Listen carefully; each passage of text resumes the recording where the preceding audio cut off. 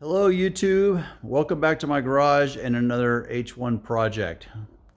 So if you watched my last video, I was finishing up the ARB lockers and the new differentials and the with the 273 gears, and I got all that buttoned up and had the nightmare of a problem with my vent tubes, and I finally got that figured out. We'll talk a little bit about that at the end of this video. But anyway, while I was doing that, I decided I was going to rebuild my front drive shaft. And I ran into a couple of issues that I couldn't see coming, because when I took the old drive shaft out, it was pretty crusty, pretty grungy. There's a lot of dirt on it, so there was a problem there that it didn't reveal itself until after I spent the time and the effort to rebuild the entire assembly. So let me show you what I ran into. Here is my my completely assembled front drive shaft, and if you've ever had one of these out, you've got a slip yoke here. This travels back and forth, and in the back side you've got a slip yoke here that travels back and forth, and then you've got your intermediate shaft here. So when I went to put this back in, this is what I found out. If you went from a 12-inch from a 10-inch brake upgrade to a 12-inch upgrade, it moves your differential housing further forward, which in turn takes this spline and pushes it out away. And what I found out, that when I went to put it back in, now that it's all nice and clean and powder coated and you can see everything, with the 12-inch brakes and the relocation of the front diff, it pushed this slip yoke so far out that it started to expose the splines on the outside of the dust cap here. And if you're this far out into your dust cap, that means you're already disengaging this spline from the inner spline inside here. I really didn't like that, so I figured, well, what if I just made a bracket and moved my carrier bearing a little bit further forward? And that was all fine and good, but then just moving this thing a little bit forward, I found out it started to expose the spline on the backside. So that wasn't going to work. So this is what I ended up coming up with. So I made a bracket to move this forward, which is this one right here. And I also machined it with a 5-degree angle in it, because the way that the bracket for this, the mounting bracket for this is inside the truck, it puts this really big strain on this rubber bushing inside this housing.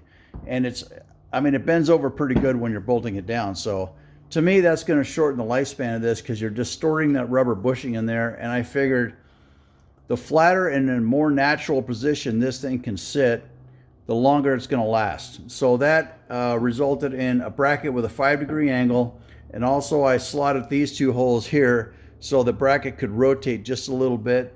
So when this is bolted up to the front diff, this comes down and makes contact to this. It sits in its most natural position without that rubber bushing inside being distorted in any way. So that moved that thing forward. That's going to move my carrier bearing forward 2 inches, but now that leaves the problem for the back. So what I ended up doing, this was the stock one that came out, and I just went down to Arizona Driveline and had a new one made that is exactly 3 inches longer. Now I went and bought these ends. You could buy these ends from Summit Racing. They're Spicer ends. They're like 50 bucks a piece. And I took the ends down to Arizona Driveshaft. They just provided the 120 wall DOM tubing, which is what you want to use for this drive shaft. And they did a real nice job. And one day turnaround on that. And then they took the entire assembly and balanced it as a unit. So if you take it apart, you got to put little marks on it so you put it back together the same way. So it's all completely balanced as one piece.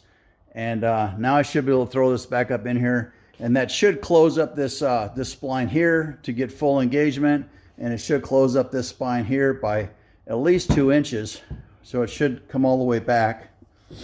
And that seal, that rubber seal on that dust cap, should ride on the smooth part of the shaft, not the edge of the spline, because you're going to get dirt and water and everything else up inside there, and grease is going to sling out while you're driving, and you don't want that either. So these little dust caps right here from Spicer, I think HPG wants a little over $90 a piece for these dust caps. I think that's a little bit high. You can get the exact same Spicer part on Amazon for about 27 bucks. Same with these Spicer U-joints. They're like 24 bucks on Amazon. So and it is the OEM recommendation. So anyway, so this one's too short. And I also did find out that with the rear differential and the Allison 6-speed, I think it also moves the transfer case a little bit further to the back. And I'm going to show you, I'm not 100% sure of that, but on my rear drive shaft, I don't have as much exposed coming out of the tailpiece of the transfer case as I used to, even with the differential moving an inch backwards for the 12-inch brakes.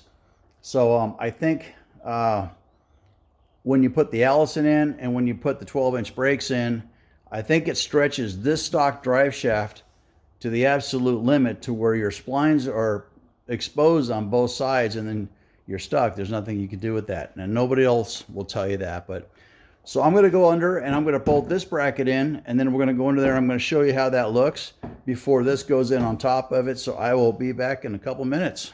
All right, so this is what the bracket looks like when it's installed.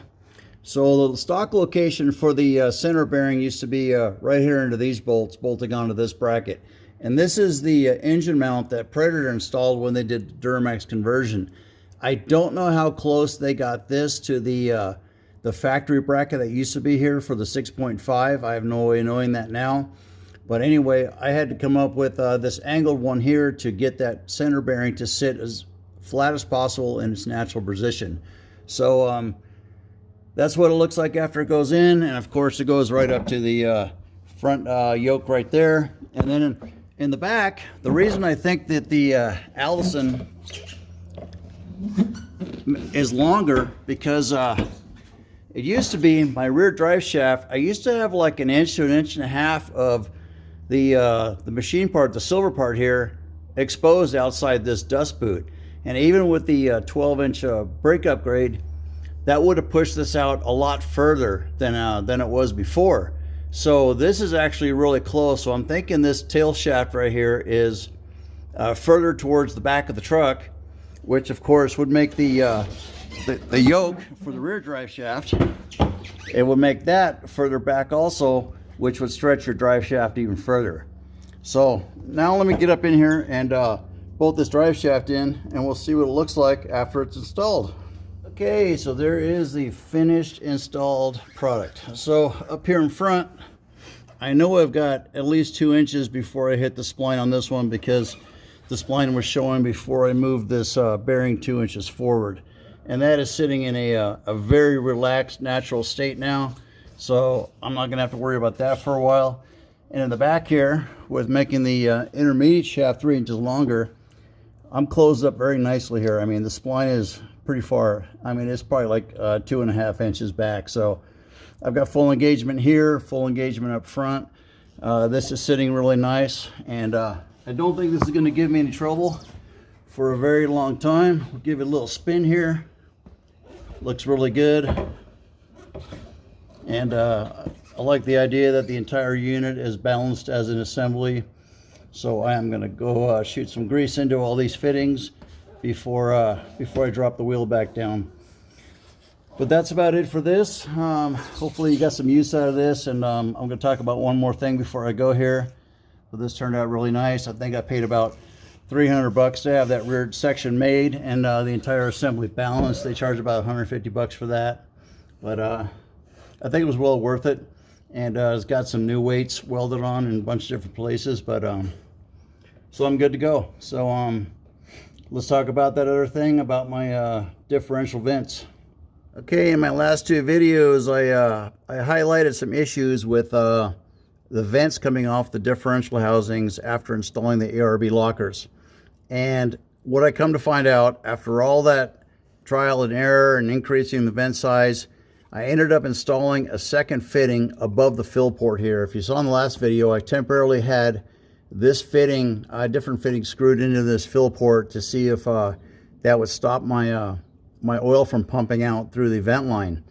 And on the front differential up here, I even increased, I went to the machine shop and I drilled out the 1/8 inch MPT hole, and I added a 3/8 MPT hole. And even with a 1/2 inch, I mean, this is massive, even with a 1/2 inch ID vent line coming off the stock location on the differential, I was still pumping oil up and out of this line into my ARB breather and dumping oil everywhere. So long story short, the factory locations on these differentials are plugged. I screwed a plug into them, and they are no longer being used. So instead, I have this, it's an 8-in bulkhead fitting. It's got an O-ring seal on the back side. And then I got a 90-degree adapter here that goes to a hose barb. Half-inch ID hose goes up to the ARB breather. And I took this thing down the freeway at about 85, 90 miles an hour for about 20 miles. And not a drop of oil was pumped up and out of this thing. So this is going to be the fix for me, I think. And I didn't want to leave it on this location because this is too close to the oil level. So I got it up above. On the inside, there's even a little bit of a 90-degree turn to act as a splash shield so oil doesn't get slung up in the opening. But at the end of the day, this works great, and this is what I'm going to stay with. So why the oil pumps out of the factory location, even with an oil line that big or a vent line that big, I have no idea. It is still, to me, it is still an absolute mystery. But this fixed it. It's not ideal. I could have put a fitting in the top of the differential housing, but I would have had to remove it again and get it next to where the ARB airline comes through. That would have worked also, but at least right here I can keep an eye on it. If something starts to leak, and it's right there, I can work on it. But and it's in the cover, which the cover comes off a lot easier than taking the entire assembly out. So anyway, that's it, and I'm happy that works finally. That was a long road. Like I said, still a mystery. Don't know why that happens. But that is it for this portion of my video, and thanks for watching, and see you guys next time.